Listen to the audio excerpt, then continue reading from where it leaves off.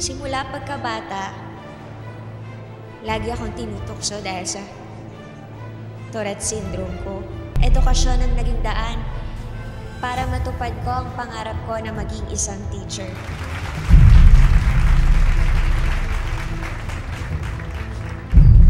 Hindi ko kasi kayang talikuran yung bukasyon ko dito. So, kaya mong talikuran lahat ng pinangarap natin, ganun ba yun? Alam mo, ituloy mo yung bukasyon mo. May please. Ituloy mo yan. Pupunta ako ng US. Deserve without you.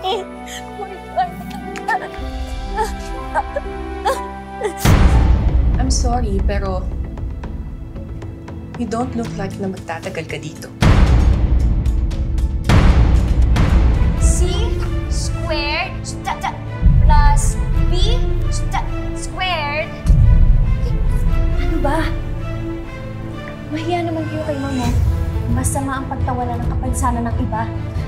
Shut up!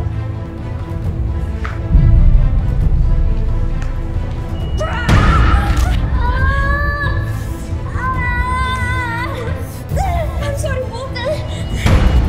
Hindi naman namin kasalanan na marami kang extra movements. Hana, ano ba? Sama-sama ko talaga eh, no? Totoo naman yung sinasabi ko eh. In the first place, hindi naman talaga siya dapat nagtuturo dito dahil may diferensya siya. Hana! Sumasabra ka na ata!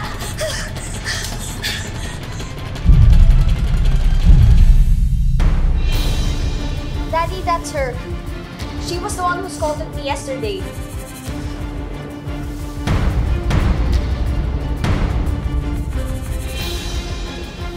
Martin? Nicole?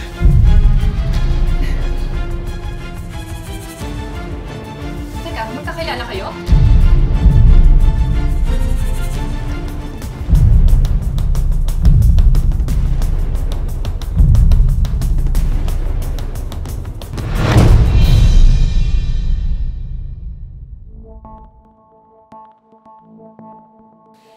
Grabe. Ang tagal na pala nating hindi nagkita. Kamusta ka na? Eto, pabalik-balik galing States. May mga businesses kasi ako doon, tapos dito sa Pilipinas. Naalala mo yung mga kinikwento ko sa yung mga business noon pa lang. Natupad ko na yun mag-isa. Nag-asawa ka na pala. Pero namatay siya nung pinanganak si Hani. I'm sorry. You should be. Pinili mo to, di ba? Pinili mo tong bukasyon mo over me. And look how you're failing at it.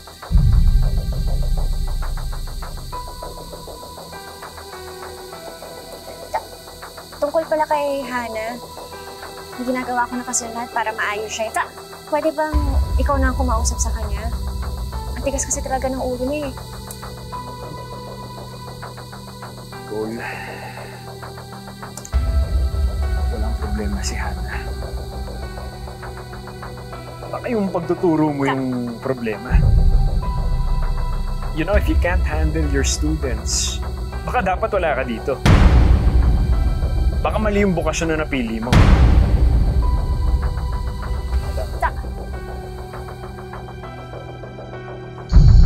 Oh my God!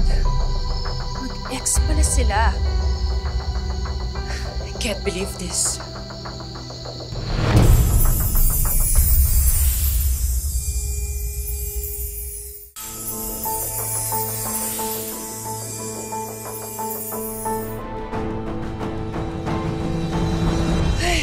Imagine, nagkagusto si Sir Martin dun sa Nicole na yun. Lagi pa naman ako nagpaparibond. Yun ang pala yung gusto niya. Yung may diferensya. So yun pala ang dahilan. Kaya pala, todo defend mo kay Hana dahil may gusto ka kay Sir Martin. Alam mo, hindi ka lang pala walang kwentang teacher eh. Chismosa ka pa. Hindi ako chismosa. Mabuti akong teacher ka. Ikaw, puro kalandian niyang iniisip mo. Ako, estudyante ang priority ko at gusto ko silang protektahan. Anong sinabi mo? Ha? Ano dito? Bastos ka? Ha? Ang tensyon na mawawala ka dito sa eskwelahan ko. Malaki talaga pagkakamali. Tinanggap ka dito eh. Ha? Bastos! Wala kang karapatang maging teacher mga katulad mo! Yes!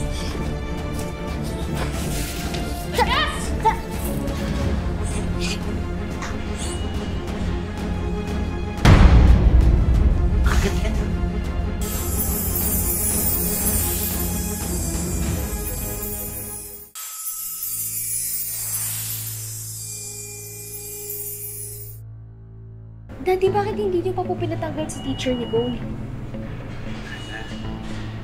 Pagod ako. Okay? Bakit? Dahil po ba magkakilala kayo? Please, sa bahay na tayo mag-usap. Please lang. Hindi, Daddy. Inaway niya po ako. Dapat po maparusahan siya. Bumalik tayo doon, Dad. Patanggal mo po siya, Dad. Please. Hana, sinabi ko na tumigil ka, di ba? Kinausap ko na siya, di ba? Ano pa bang gusto mo? You know what? This is your fault also. Pinabayaan mo mahulog yung teacher mo. How could you do that? I'm so disappointed with you. Let's talk at home.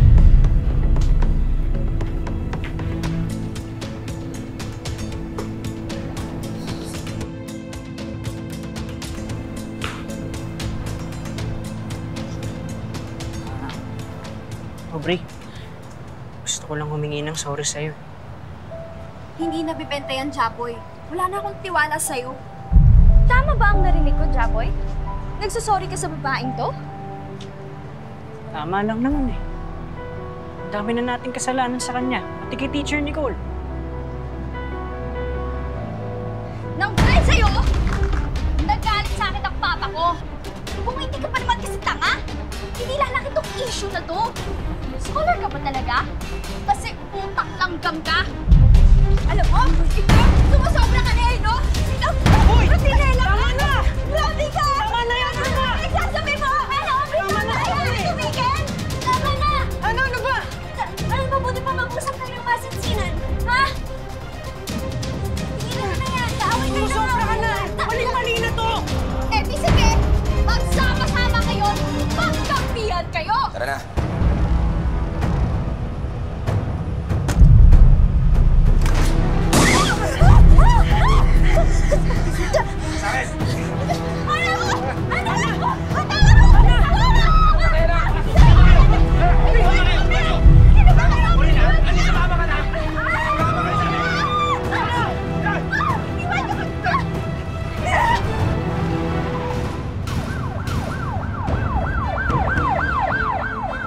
Miss Pearl, bakit niyo pinabayaan yung anak ko? Ano ba klaseng pagpapatakbo ginagawa niyo dito?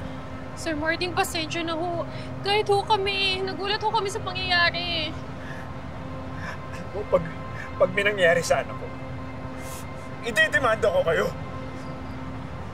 Actually, sir, hindi lang naman ho yung mga bata yung nakuha nila eh. Pati ho si Teacher Nicole. Ano?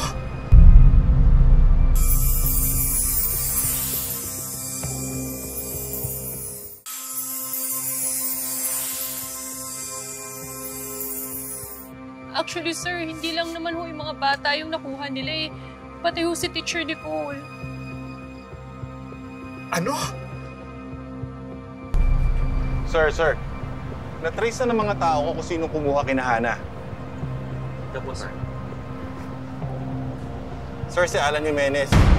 Matagal nang wanted ito eh. Sa patong-patong na kaso ng kidnapping for ransom. Sir, ginagawa na naman namin lahat na magagawa ngayon.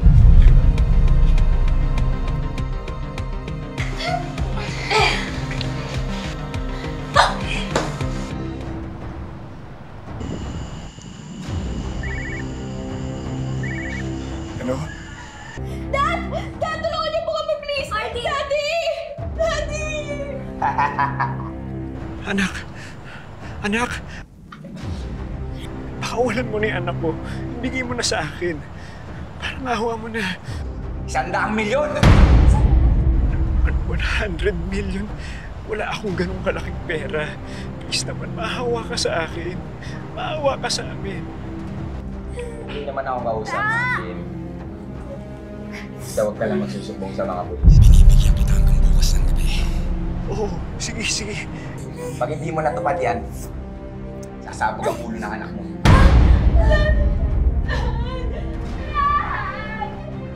Pati ng mga kaibigan niya. Huwag kayong maingay kung hindi sasabi niyo mga buho niyo! Yak! Ang sama mo! Ang sama-sama mo! Ano? Mamusasan mo na! Mamusasan ka ng bata! Mamusasan ka ng bata! Demonyo ka! Demonyo ka! Demonyo ka! Demonyo ka! Ginawa niya! Ginawa niya! Masyado kang pakilamera!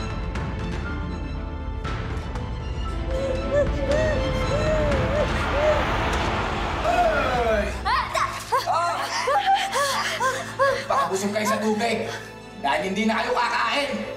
Wala kayong kadalaga. Okay lang kayo? Ma'am Nicole. Ma'am Nicole. Sana po hindi na lang po ako pinagtanggol. Sinaktan pa po tuloy nila kayo. Hana,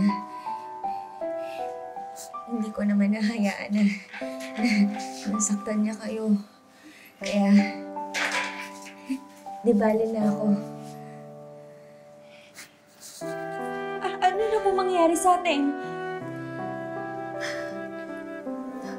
Sigurado ko, iligtas tayo ni Tito.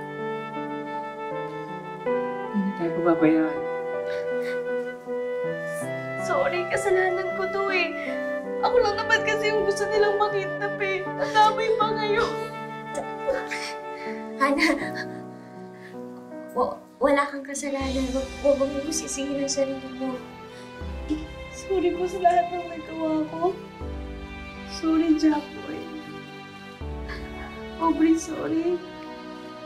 Ma'am Nicole, sorry po. Siguro, kaya po ako ganito kasi araw-araw po akong malungkot dahil wala po si Papa. Tapos wala na rin po ako nanay. Kaya, sorry po.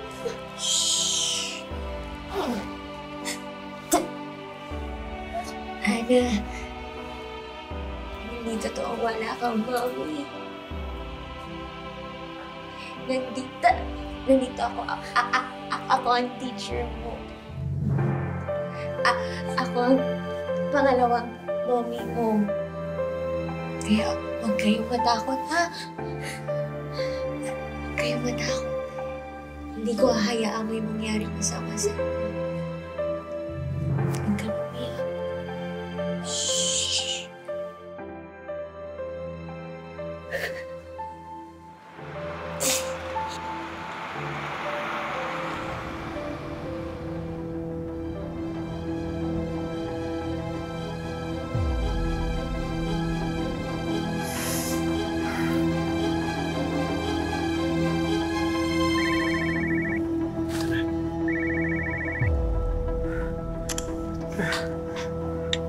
Hello? Ano, Martin? Kompleto mo na ba ang pera? Hindi pa. Bigyan mo ko ng konting panahon pa. Kailangan ko pa ng oras. Lintik naman. Ang labo mo naman kausap eh. Lagot sa akin tong anak mo. Teka lang, please naman. Oh. Please, maawa ka na. Oh. Diyos ko. Please. Mr. Morales, meron na kaming nakuhang informant. Meron na tayong idea kung nasaan nagtatago ang mga kidnappers.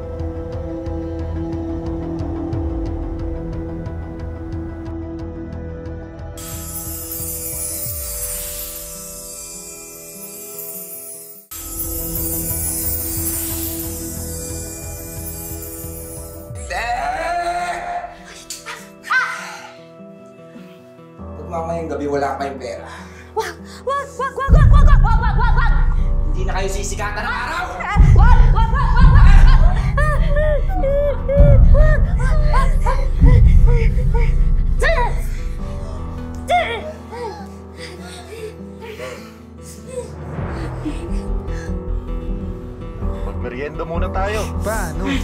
naman tumakas yung mga yan. Di tatakas yan. Takot lang nila.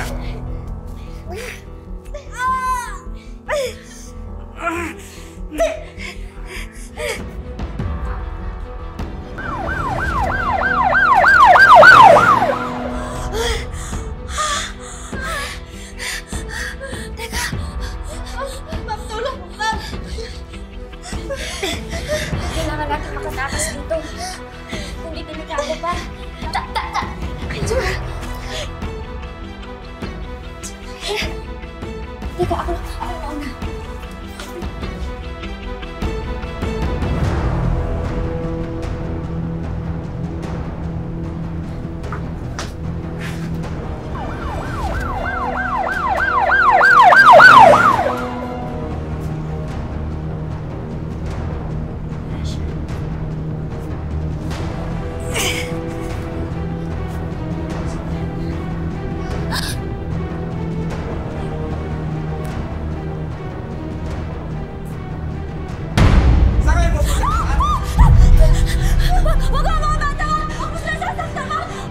Meron ka talaga eh, no? Alvin, dapa! Alvin, dapa! Dapa! Dapa! Nicole! Tulong! Nicole!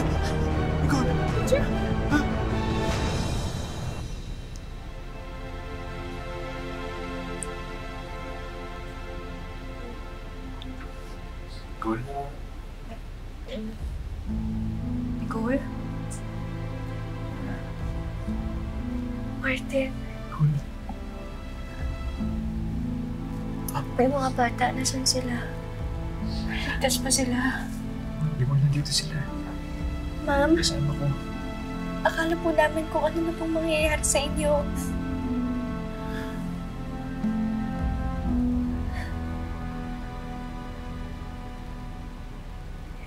Ang importante, ligtas kayo. Ikwinento nila sa amin ang lahat kung paano mo sila protektahan sa resort. Pasensya na kung minaliit kita noon. Hindi ka lang basta isang teacher. Isa kang bayani.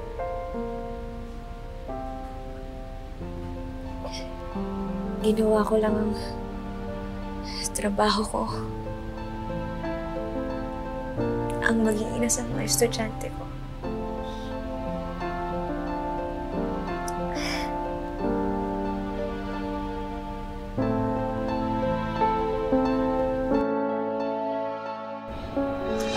Ma'am, tulungan na po namin kayo dyan. Oo nga po kami ng puso. Kayo talaga. Ma'am, may gusto po kumausap sa inyo. Ha?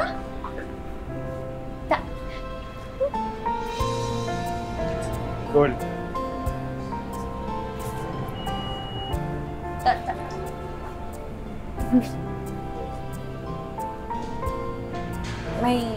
May problema ba? Grabe naman, problema ka agad. Hindi ba pwedeng gusto na kita makita? At nagpapakasakali rin ako na pwede kitang maaya mag-dinner.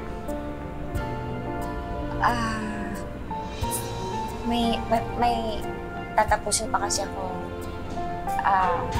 lesson plan. Pero sige, sandali lang Oo naman. Sige.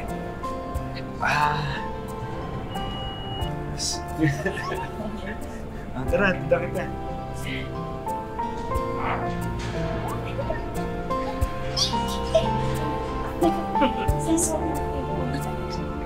Saan ba yung kwarto mo?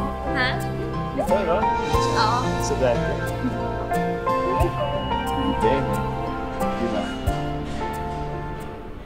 Mga kapuso, sana po'y nagustuhan nyo ang kwentong wish natin na hango sa totoong buhay. Hindi lang mga lesson ang ibinabahagi ng ating mga teacher. Kasama rin nilang ibinibigay sa atin ang pagmamahal at sakripisyo bilang ating pangalawang magulang. And now, oras na para sa ating 19 Instant Wishes promo. Mga kapuso, lahat po ng mga pangalang nasa screen, sila po ang lahat ng mga nag-comment sa ating Facebook post last week. At ngayon, pipili na tayo ng ating big winner.